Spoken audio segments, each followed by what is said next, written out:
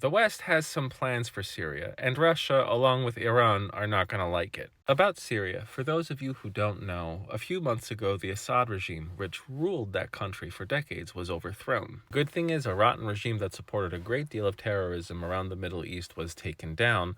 The not so great thing is that the leaders that were responsible were also linked to earlier terrorist groups. To make matters worse, former pro-Assad military forces launched chaos all over the west of the country. Now, the new government was able to crush the insurgency, and it looks like a deal has been worked out. There's still a great deal of uncertainty with what's going to happen internally for Syria. But let's talk about the outside picture. Russia heavily relied on Syria to have a naval base and access to the Mediterranean. Iran heavily relied on Syria to manufacture a lot of weapons and as a transport nexus to Lebanon where they could replenish and refuel Hezbollah. So the fall of the Assad regime swept the rug from under both Iran and Russia, and it also gave Israel a unique opportunity to deal with an enemy. Israel has already been attacking Syria for quite some time, but during the fall of the Assad regime, those attacks were exponentiated. Since the fall of the Assad regime, Israel has been launching airstrike after airstrike to destroy every single factory that could produce any kind of weaponry. Even taking out bases,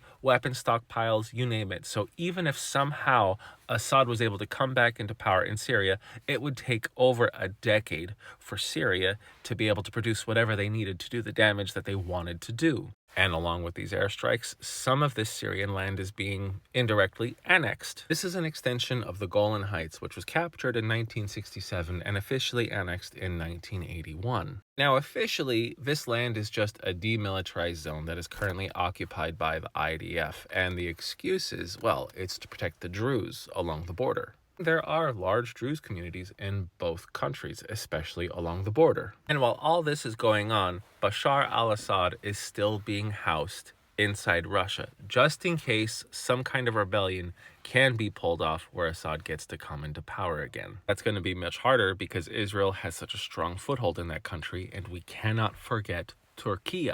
Turkey's President Erdogan is no fan of Israel, but they also really didn't like Bashar al-Assad and the rebel elements that were growing inside Syria during the civil war. One particular group is the IS, and that is somebody almost every single country in the Middle East can agree to go after.